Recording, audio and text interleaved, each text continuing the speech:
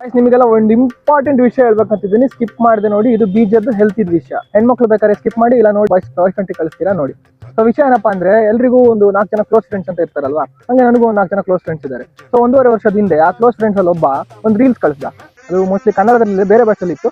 ಆ ರೀಲ್ಸ್ ಏನ್ ಹೇಳಿದ್ರು ಅಂದ್ರೆ, ನೀವು ವಿ ಶೇಪ್ ಇದು ಟೈಟ್ ಶೆಡ್ ಏನಾದ್ರು ಹಾಕೊಂಡ್ರೆ, ಅಂಡರ್ವೇರ್ಸ್ ಹಾಕೊಂಡ್ರೆ ಸೊ ನಿಮಗೆ ಮಕ್ಕಳಾಗಲ್ಲ ಅಥವಾ ಗಂಡಸನ ಕಮ್ಮಿ ಆಗುತ್ತೆ ಹಂಗಿತ್ತು. ಸೊ ಆ ರೀಲ್ಸ್ ಕಳಿಸೋದು ಏನ್ ಮಾಡ್ದ, ಪಟ್ಟೆ ಚೆಡ್ಡಿ ಇರುತ್ತಲ್ಲ, ಎಡಿಟ್ ಮಾಡುವಾಗ ಎಲ್ಲಾದ್ರೂ ಹಾಕ್ತೀನಿ.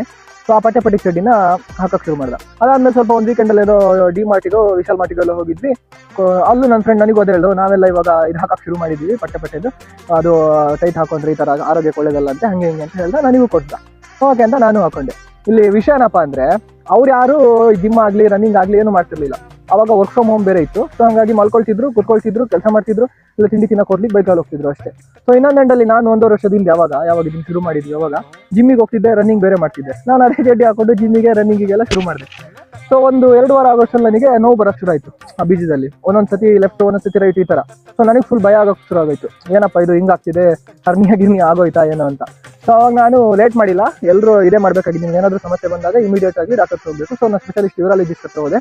ಪುಣ್ಯಕ್ಕೆ ಅವತ್ತು ಕೂಡ ಅದೇ ಚಡ್ಡಿ ಹಾಕೊಂಡು ಹೋಗಿದ್ದೆ. ಸೊ ಅವರೆಲ್ಲ ಅಬ್ಸರ್ವ್ ಮಾಡಿದ್ರು, ನೋಡಿದ್ರು, ಮುಟ್ಟಿಯೆಲ್ಲ ನೋಡಿದ್ರು, ಏನೋ ಸಮಸ್ಯೆ ಕಾಣ್ತಿಲ್ವಲ್ಲ ಅಂತ ಹೇಳಿದ್ರು. ಒಂದು ಡೈಲಿ ರೂಟೀನ್ ಹೇಳಿದ್ರು. ನಾನು ಹೇಳಿದೆ ರನ್ನಿಂಗಿಗೆ ಹೋಗ್ತಿದ್ದೀನಿ, ಜಿಮ್ಮಿಗೆ ಹೋಗ್ತಿದ್ದೀನಿ ಎಲ್ಲ. ಅವಾಗ ಚಡ್ಡಿ ನೋಡಿದ್ರು, ಇದನ್ನೇ ಹಾಕೊಂಡು ರನ್ನಿಂಗ್ ಜಿಮ್ ಎಲ್ಲ ಮಾಡ್ತೀಯ ಅಂತ. ಹೌದು ಅಂತ ಹೇಳಿದೆ. ಸೊ ಅವ್ರು ಹೇಳಿದ್ರು, ಸರಿ ಎದ್ವಾ, ಇನ್ನೇನು ಟೆಸ್ಟಿಂಗ್ ಬೇಡ.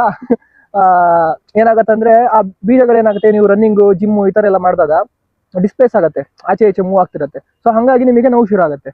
ಸೊ ನೀವು ಹಿಂದಿನವ್ರನ್ನೂ ಬೇಕಾದ್ರೆ ನೋಡ್ಬೋದು, ಅವರು ಲಂಗೋಟಿ ಅಂತ ಕಟ್ಕೊಳ್ತಿದ್ರು, ಅದನ್ನು ಟೈಟಾಗಿ ಕಟ್ಕೊಳ್ತಿದ್ರು, ಇದೇ ರೀಸನಿಗೆ ಕಟ್ಕೊಳ್ತಿದ್ದು. ಸೊ ಹಂಗಾಗಿ ನೀವು ಪಟೆದು ಹಾಕೊಳ್ತೀವಿ, ಗಾಳಿ ಆಡಬೇಕು ಅಂದ್ರೆ ಬೇಕಾದ್ರೆ ರಾತ್ರಿ ಹೊತ್ತು ಹಾಕೊಳ್ಳಿ. ರನ್ನಿಂಗು ಜಿಮ್ಮು ಈ ತರ ಎಕ್ಸರ್ಸೈಸ್ ಮಾಡುವಾಗ ದಯವಿಟ್ಟು ಪ್ರಾಪರ್ ಸಪೋರ್ಟ್ ಇರೋಂಥ ಅಂಡರ್ವೇರ್ನ ಹಾಕೊಳ್ಳಿ. ಇದು ನಿಮ್ಮ ಫ್ರೆಂಡ್ಸಿಗೆ ಶೇರ್ ಮಾಡಿ, ಅವ್ರ ಬೀಜನೂ ಸೇಫ್ ಆಗಿರಲಿ. ಹಾಗೆ ನನ್ನ ವಿಂಡೋಸ್ ಇಟ್ ಚಾನಲ್ನ ಒಂದ್ಸತಿ ವಿಸಿಟ್ ಮಾಡಿ. ತುಂಬ ವ್ಯೂಸ್ ಬರ್ತಿದೆ ವೀಡಿಯೋಸ್ಗೆಲ್ಲ, ಆದರೆ ಯಾರು ಸಬ್ಸ್ಕ್ರೈಬೇ ಮಾಡ್ಕೊಳ್ತಿಲ್ಲ. ನಿಮಗೆ ವೀಡಿಯೋಸ್ ಇಷ್ಟ ಆದರೆ ದಯವಿಟ್ಟು ಆ ಸಬ್ಸ್ಕ್ರೈಬ್ ಬಟನ್ನ ಒತ್ತಿ. Thank you.